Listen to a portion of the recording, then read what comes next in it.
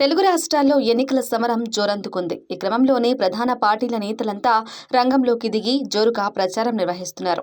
అయితే తెలంగాణలో కాంగ్రెస్, బీఆర్ఎస్, బీజేపీల పార్టీల మధ్య హోరాహోరీ పోటీ నడుస్తూ ఉండగా, ఆంధ్రప్రదేశ్లో వైఎస్ఆర్ కాంగ్రెస్ పార్టీ ఓవైపు, టీడీపీ, జనసేన, బీజేపీ పార్టీలు కలిపి కూటమిగా మరోవైపు పోటీ చేస్తూ ఉండగా, కాంగ్రెస్ పార్టీ కూడా బరిలో దిగుతోంది.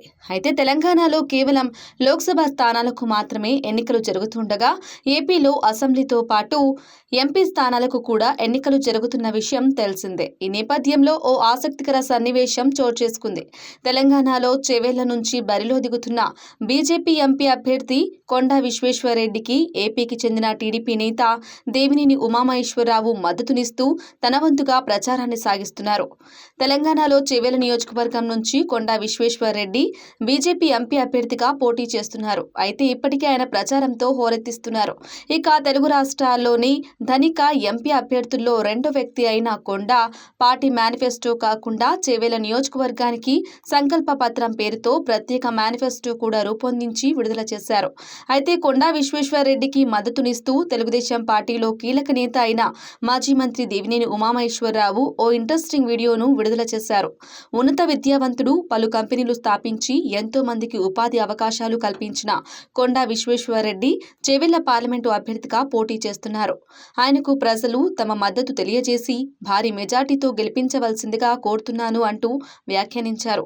పార్లమెంటులో పలు భాషలలో అనర్గళంగా మాట్లాడి నియోజకవర్గానికి నిధులు తీసుకురాగలడా సామర్థ్యుడు, సమాజం పట్ల బాధ్యత, సేవాభావం కలిగి నిజాయితీగా ప్రజలకు సేవ చేయాలనుకుంటున్న ఆయనకు మద్దతుగా నిలబడడం మనందరి బాధ్యత అంటూ దేవినేని ఉమా వీడియోలో చెప్పుకొచ్చారు. ఇదిలా ఉండగా తెలుగుదేశం పార్టీలో కీలక నేతగా ఉన్న దేవినేని ఉమకు గత ఎన్నికల్లో ఓటమి చవిచూడడం, ఈసారి జనసేన, బీజేపీతో పొత్తు పెట్టుకోవటంతో టికెట్ దక్కకపోవటం గమనార్హం. అయితే ఏపీ నేతగా ఉన్న దేవినేని ఉమ కొండా విశ్వేశ్వర్రెడ్డికి మద్దతునిస్తూ వీడియో విడుదల చేయడం ఇప్పుడు సర్వత్రా చర్చనీయాంశంగా మారుతోంది. కొండా విశ్వేశ్వర్రెడ్డి గారు ఈరోజు పార్లమెంట్ ఎన్నికల్లో పోటీ చేస్తూ ఉన్నారు.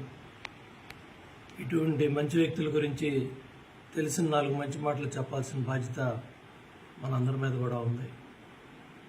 చీఫ్ జస్టిస్ మాధవరెడ్డి గారి కుమారుడు, దేశంలో కావచ్చు, విదేశాల్లో కావచ్చు ఉన్నత చదువులు చదువుకొని అటు సాఫ్ట్వేర్ రంగంలో, ఐటీ రంగంలో ఎన్నో కంపెనీలు స్థాపించి 10 మందికి ఉపాధి అవకాశాలు కల్పించిన వ్యక్తి.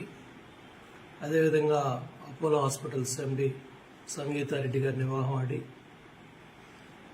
మరి కుటుంబ బాధ్యతగా ఎన్నో మంచి కార్యక్రమాల్లో, సేవా కార్యక్రమాల్లో ఆయన భాగస్వామి అయ్యారు.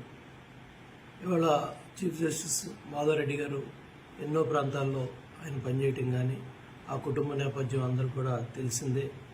రంగారెడ్డి జిల్లా రంగారెడ్డి గారి మనవడు. అదేవిధంగా ఈరోజు విశ్వేశ్వర్రెడ్డి గారు పార్లమెంట్లో ఏ సబ్జెక్టు మీదైనా హిందీలో కావచ్చు, ఇంగ్లీష్లో కావచ్చు అనర్గళంగా మాట్లాడిన వ్యక్తి. 5 సంవత్సరాలు ఆయన పార్లమెంటేరియన్గా అందరు హృదయాలను కూడా చూరుకున్న వ్యక్తి.